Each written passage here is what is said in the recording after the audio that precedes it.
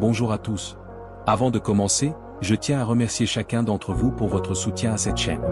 Que vous ayez laissé un like, partagé une vidéo ou commenté de manière constructive, votre engagement fait toute la différence.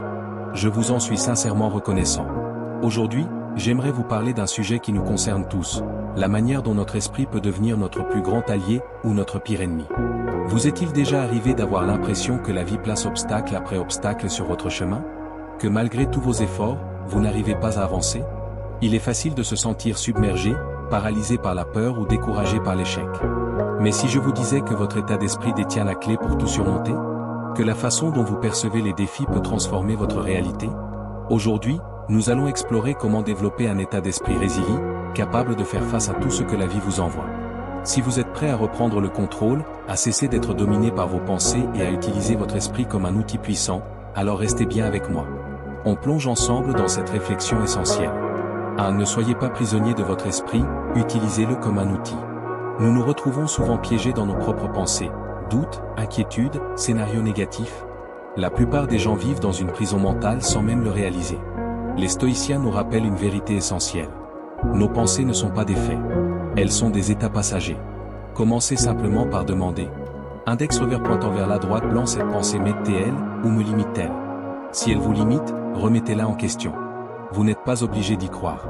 À force d'exercice, vous apprenez à diriger vos pensées au lieu de vous laisser dominer par elles. 2. Devenez imperméable à la manipulation émotionnelle. Nous sommes constamment influencés, publicité, réseaux sociaux, entourage. Pas toujours consciemment. La manipulation utilise nos émotions, peur, désir, insécurité. Les stoïciens cherchaient à comprendre la nature humaine pour éviter ces pièges.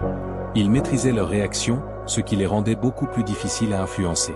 Pour vous protéger, index revers pointant vers la droite blanc, remarquez quand vous ressentez une émotion forte.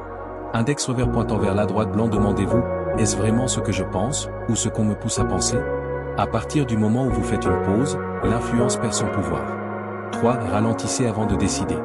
Dans un monde où tout va vite, on confond souvent vitesse et efficacité. Mais décider sous pression mène très souvent à des regrets. Marc Aurèle insistait toujours, agir avec intention, jamais dans la précipitation. Essayez la règle des 24 heures. Si la décision n'est pas urgente, attendez un jour. Vos émotions retombent, votre lucidité revient. 4. Ne faites pas confiance aveuglément à votre mémoire. Nos souvenirs sont influencés par nos émotions. Un souvenir peut être amplifié, déformé ou coloré par la tristesse, la colère ou la culpabilité. Quand un souvenir douloureux remonte, index revers pointant vers la droite blanc, demandez-vous, est-ce exact, ou mes émotions le modifient-elles? Vous ne niez pas votre vécu, vous l'équilibrez. Cela vous libère du passé et vous ramène au présent. 5. Utilisez le silence comme une arme. Nous répondons souvent trop vite, pour nous défendre, nous justifier, prouver quelque chose. Mais le silence n'est pas faiblesse, c'est puissance. Il permet, coche caractère gras, de reprendre le contrôle. Coche caractère gras, d'éviter les conflits inutiles. Coche caractère gras, de répondre avec sagesse plutôt qu'avec impulsion. Demandez-vous, index revers pointant vers la droite blanc, est-ce que ma réponse va améliorer la situation, ou l'aggraver? Le silence protège votre paix intérieure. 6. Libérez-vous du regard des autres. Chercher l'approbation ruine la confiance en soi. Les stoïciens rappelaient, votre valeur dépend de votre caractère, pas des opinions externes. Au lieu de demander, et que vont penser les autres? Demandez-vous, index revers pointant vers la droite blanc, suis-je aligné avec mes valeurs? Index revers pointant vers la droite blanc, suis-je fier de la personne que je suis en train de devenir? Vivre selon ses convictions est une liberté incomparable. 7. Faites de l'échec une habitude. La peur de l'échec nous paralyse. Mais l'échec n'est pas un accident rare, c'est une étape normale. Les personnes les plus fortes sont celles qui essaient, échouent, recommencent et apprennent. Après chaque échec, dites-vous, index revers pointant vers la droite blanc, qu'est-ce que cette situation est en train de m'enseigner? Plus vous échouez, moins l'échec vous fait peur. 8. Entraînez-vous à perdre pour ne plus paniquer quand cela arrive.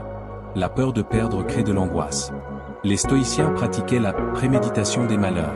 Imaginez calmement les pertes possibles pour ne plus en être dévasté.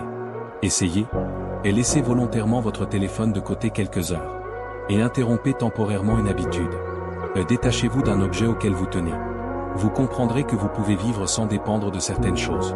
9. Vivez comme un observateur de votre vie. Quand on est pris dans l'émotion, tout semble urgent, dramatique ou écrasant. Prendre du recul permet de voir chaque événement avec clarté. Les stoïciens se voyaient comme des acteurs, mais aussi des spectateurs de leur vie. Demandez-vous. Index revers pointant vers la droite blanc. Si j'étais un observateur extérieur, que penserais-je de cette situation? Cet exercice apporte calme, lucidité et sagesse.